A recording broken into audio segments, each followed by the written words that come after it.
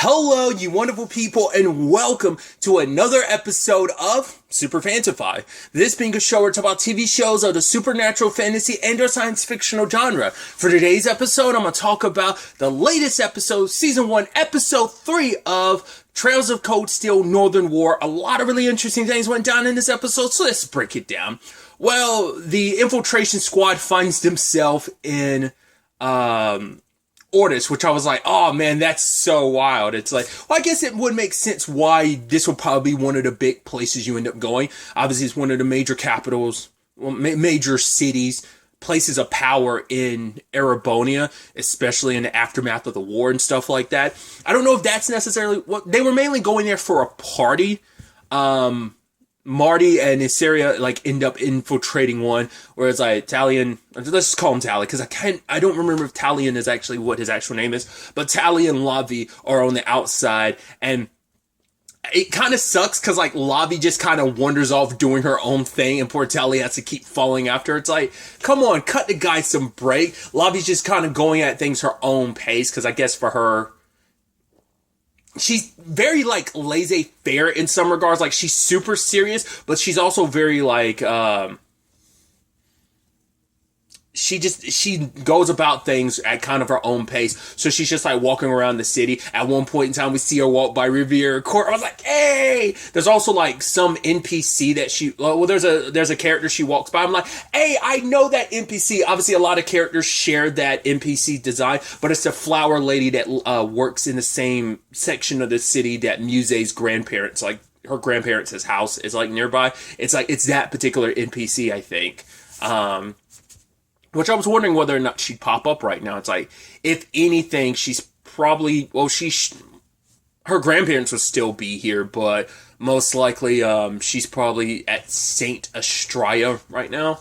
So, could add something, once again, time frame wise, this is after the annexation of Crossbell. We don't know how long after the fact, so we don't know if the entire epilogue of Cold Steel 2 has happened yet. You'd assume maybe, because I would assume by this point he's already, because of the annexation and stuff like that, I mean, it's relatively soon after the annexation, but I'm assuming Rain and Altina already had their run-in with Lloyd and Risha.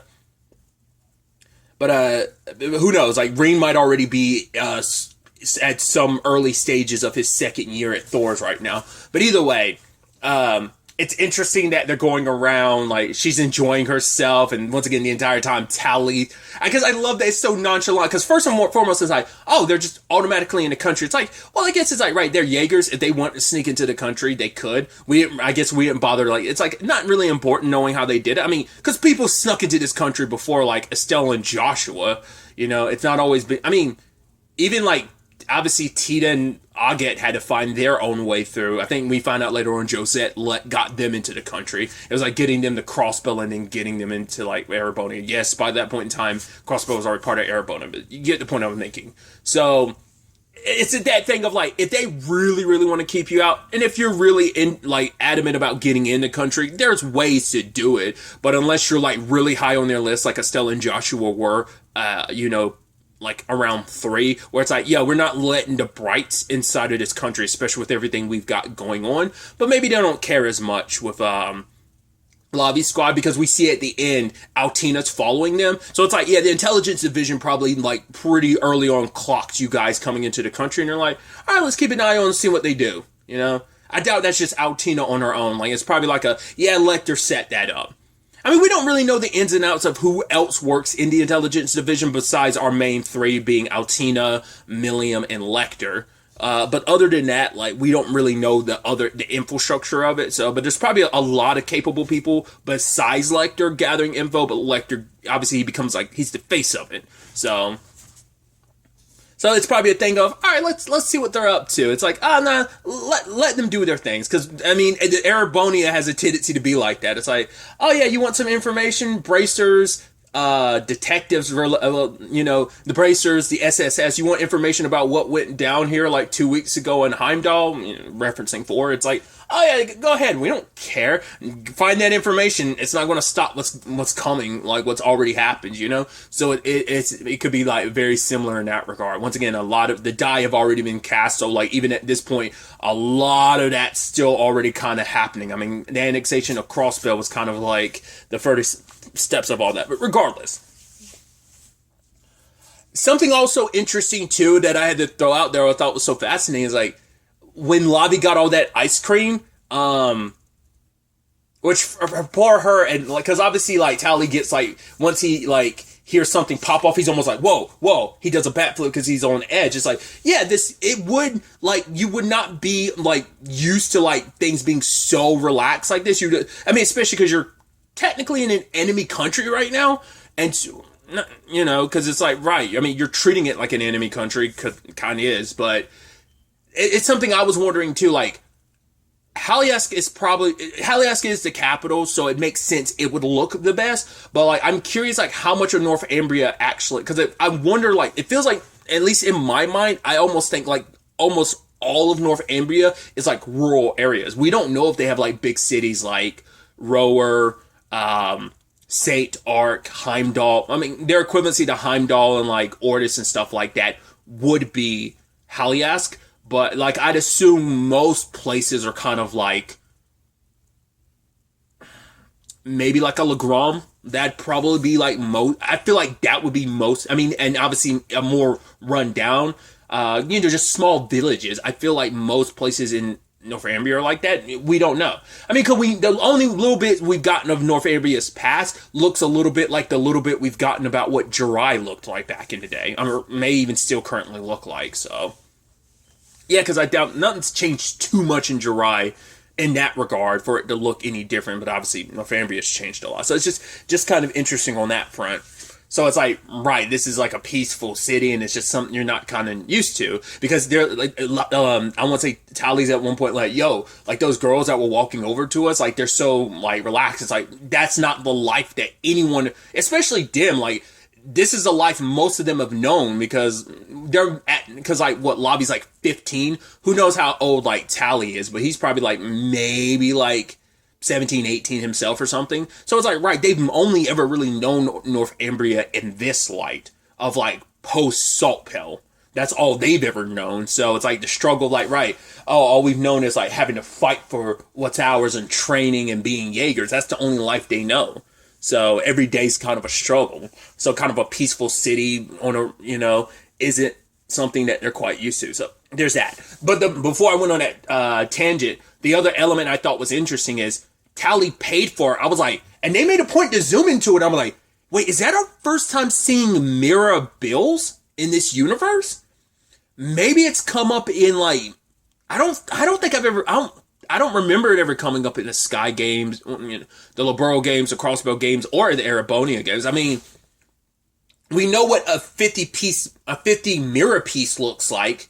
50 mirror piece coin looks like, because obviously like there's like obviously Rain, it should get showcased in like the ending for 2, and the little animated ending for 2, and like Rain's flipping the coin. Well, Crow is flipping the coin. I think like Rain grabs it at it. Like that's all our instance. Plus it also comes with like the deluxe edition with one, you get that 50 mirror piece yourself. But that's the only instance we've ever seen. I don't think we've ever seen their bills before. I think that's why they zoomed in on it, because they're like, that's a first. That's kind of wild if it is too, because it's like you get to be the ones that decide like, yeah, this is what mirror bills look like. It's like being the one that gets to design that. I don't know if they'll keep it going forward, but I mean, not unless there's something in like the Calvert arc that covers like, no, this is what those look like. So they had something, the animators had something to go on already.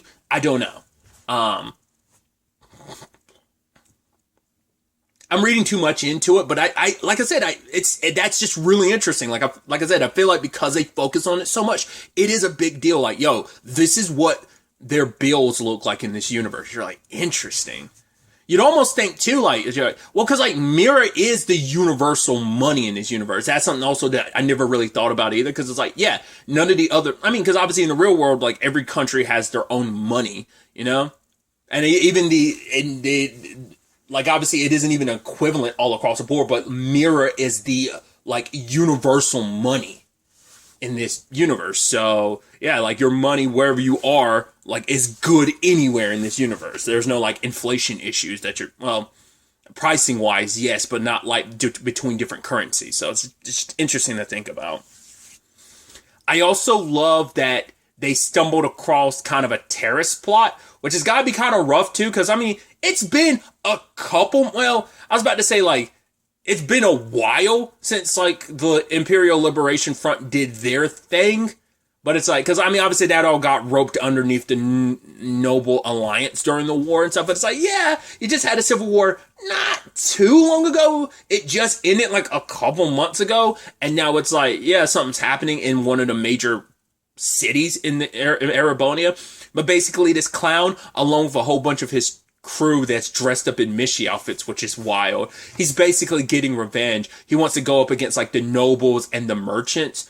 Basically, when they ended up taking him down, it was like, oh, like he had a lot of business I mean, we know a lot of people lost a lot of money because of I mean, specifically merchants and nobles. But like, yeah, I guess he just wants someone on the smaller end who hedged a lot of his bets maybe with the Noble Alliance, and because they lost, because he was pissed, be like, yeah, you got trumped by a whole bunch of commoners, which is interesting, kind of throwing in a little bit of like the noble stuff, you know, the aftermath of just like, I mean, because there are some NPCs you talk to that in the aftermath in like 3 and 4, I think, who are trying to bounce back, especially because a lot of the nobility is getting strangled by 3 and 4, just because a lot of their power is being taken away. Plus, there's a lot of just people who made a lot of investments that blew up in their faces because of hedging their bets with the nobility, the Noble Alliance in particular during the war. Especially a lot of people in this town who hedged their bets to Duke Cayenne too, so that like adds even more salt to the wound type of thing of like they in particular got like screwed over big time because of siding with him. I also thought it was kind of wild because at first I was like, wait, is this really happening? And because I'm like, you guys are super out and about. I'm like, shouldn't you be like super low key? But I guess some strangers showing up, saving the day. I guess people aren't going to think much of it. It's like, I mean, a universe where bracers exist and there's plenty of fighters that aren't associated with, you know, I mean, like, if Victor, like, rode up and saved the day, it's like, well, I mean, he's well-known enough because he is the Radiant Blade Master, but he's not affiliated with any group. I mean, he's still a Viscount, but still, like, you know, he's not a bracer, so I guess it's just kind of like, oh my god, they saved the day, yay, but I was like, shouldn't you be keeping low-key? Even as Syria is at the party, like, wilding out, and, like, Marty's like, yo, come on, I'm like, why are you wilding out? Shouldn't you be super low-key? But I guess, like, by stunting on people, by showing off, you're able to just, you know, you're fitting the aesthetic of that type of party. Like, you know, it's meant to be like a very, like, over-the-top party, very, I don't know. I just thought that was so interesting. But Lavi and Tally ended up being the ones that ended up dealing with the this situation, and then it shut it down. I love that Lavi actually got tossed around by the guy. I guess it's like she's not fighting seriously, so that kind of makes sense. But also, like, yeah, bringing the chandelier down on the guy, and yeah, them getting arrested later, which you're immediately like, oh, that looks like that's the Imperial Army. I wonder which, I was about to say, because those were armored vehicles, so I was like, I wonder which armored, I don't think they showed the numbers or anything. I was curious, like, which armored division that was, potentially. Because I also noticed it was Imperial soldiers. It wasn't provincial soldiers either. So I think that kind of speaks volumes. But once again, could just be a detail I'm like reading too much into. Adding more to the whole, shouldn't you be keeping a low profile? I love that this lady is like, oh my god, you're dreamy, and takes a picture with Tally. But it's like, once again, it's like, Well, you're not. It's not like you're well known, so it's not like they have anything. Like you're just like regular people. Like if you're out and about, and like not many people are going to. Once very much like a bracer, no one's going to think too much about it. I mean, the bracers will let you know they're bracers, but unless they don't want you to. But typically, it's like, yo, we're just like regular citizens, or just we're tourists. So there are plenty of tourists around regardless. So I guess it's like no one's going to think too much of it unless you have intel to be like, let's keep an eye on these people. Like it seems like Altina's got. It's like, they have to have an interaction with Milliam. That's going to be really interesting because obviously the comparison between like, I mean, we've seen Altina go to work, obviously all throughout like your encounters with her during the Civil War, sure. And, you obviously get elements of it in 3, just like her intelligence gathering moments and stuff like that. But, you know, you get a little bit with Milliam too, but obviously you see like, obviously Altina's a lot more serious about it. Millie can be serious, but she's also good at her job too. I wonder, are they setting up that, because they included that revenge theme? Obviously, it's like playing into like aftermaths of the Civil War, but I almost wonder, is there like almost this parallel that can be made with Northumbria too currently? Like, I wonder, is that supposed to be like some foreshadowing type of element to it to some extent? Once again, could be reading too much into that. Well, what I also thought was interesting is the puppet show that they put on. I was like, that's fascinating. Because Rin's, like, time in the limelight, you never really get to see, like, too much of the aftermath of that. Like, once again, if I remember correctly, very few NPCs reference Rin, like, being the Ashen Chevalier. Specifically, like, because obviously in 2, he's been the Ashen Chevalier for like a couple months by the end of like, in the epilogue of 2. So he's been like that for a couple months. Maybe the early days he got a lot of, but like no one in Trista really treated him any differently, because at the end of the day, he was just kind of a student, and it's just kind of like, right, people in Trista already knew Rin and his deal. Like, yo, you were already kind of a big enough deal already to us, because we knew who you were. You're helping out, all the good that you did. Now you just did even more, helping stop a civil war. But like seeing like, oh, there's a monster popped up, we need a hero, and then like a puppet show of like a doll of Valimar, and you're like, huh, that's interesting. And especially because Lavi's thinking back to the footage she saw, so it is interesting seeing that element of it. Because Ring never really leaned into his celebrity status. Like, yeah, in 3, you still get it from time. Oh my God, you're the Action Chevalier, because it's still going to hit hard because, yo, it's a year out. He's still considered a celebrity. But like even Ring said it himself, he's avoided interviews like over the past, in that year span between the epilogue of 2 and 3 and the beginning of 3. Like he avoided most interviews for that year. I mean, I think probably like he probably made public appearances here and there. That's why I almost like, wait, would he actually even be at Ortis? Like, I thought they were going to be there they were there to gather information about Rin, but I was like, wait, what's he going to be at that party? Like, the only time he'll show up is something like that is like, maybe if Eustace invited him, like, he gets invited to that thing and it's during one of Eustace's bonding events. That's about it, but like, Rin would never show up to like something like that unless he had to.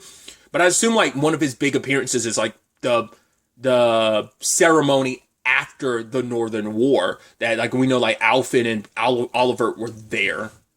That's probably one, but he probably avoided major appearances too. So that's why I was almost thinking like he wouldn't be here in Ortis, would he?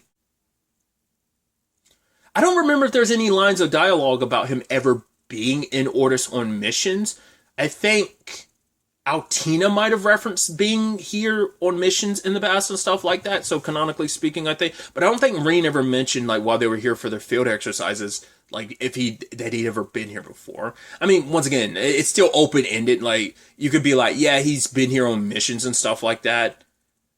Obviously, Class 7 has been there. Like Group B came here during the field study, sure, but I think that's his only like connection to Ortis. But like I said, it's been a minute now, so I might not be remembering the exact details. I don't think there was any line of dialogue saying he had been to Ortis before, but maybe there wasn't. I'm just not remembering. Either way, my point was just like, right, it's just like, it's so wild like seeing the puppet show and stuff, because it's like I said, this is fresh after like being labeled a national hero. I mean, it was still fresh later on, but that was still like a year later. You never got to really like bask in all like, yo, he's being, even in 3, he's not like from time to time he gets reactions like, oh my god, you're the Ashen Chevalier, but like no one like hounds him, like you don't get this like basking like, oh my god, he's a big time war hero celebrity, you know? Once again, just the parallels with Lavi and her grandfather too, and just I don't know, I think that's so fascinating. So, but I mean, obviously, when it's all said and done, like I said, stop the clown.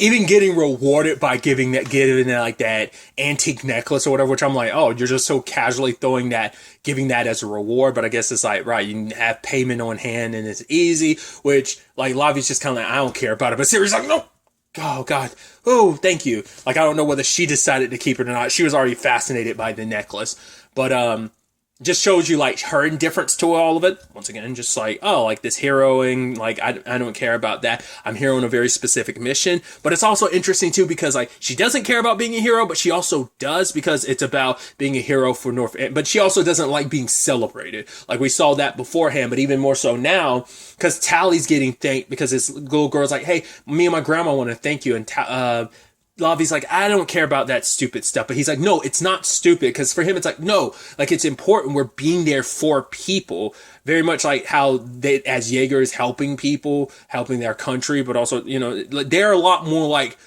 bracers than they are like Jaeger. I mean, they're like Jaegers obviously in many capacities, but they're very much like bracers in the regards that the way that they ended up helping people. Obviously, like Northumbria is in a very unique position with their Northern Jaegers because of that aspect of it.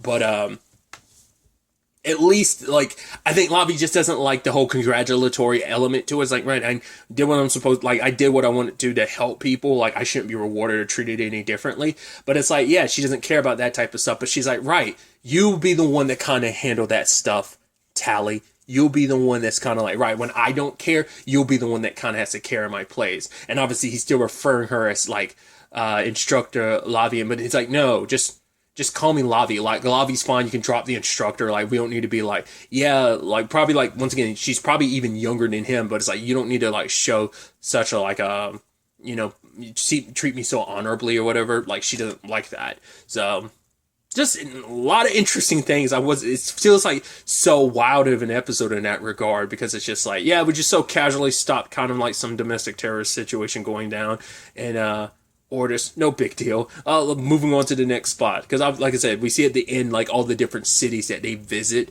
in Erebonian, so it's going to be interesting to see what their encounters and their perspectives on Erebonian places are going to be, while also having the like watchful eye of Altina. Once again, we have no idea who else might be watching, like a Millium or anything like that. To be fair, that might also play into the fact is like, well, I'm sure she still went on missions and stuff like that because Reen missed class all the time. We don't know if the same thing applied to Millium, but we do know, you know, if the year isn't over yet, if their year as class 7 isn't over yet, she could still be at Thor's right now. So that might be even more reason why it's Altina, if you know, and not Millium. But either way. Very excited to ultimately see where all this ends up taking us going forward into the next episode. But really, that's all I'm going to talk about. Until the next time we meet, be happy, be safe, live life to the fullest, and enjoy it. Good day, and goodbye.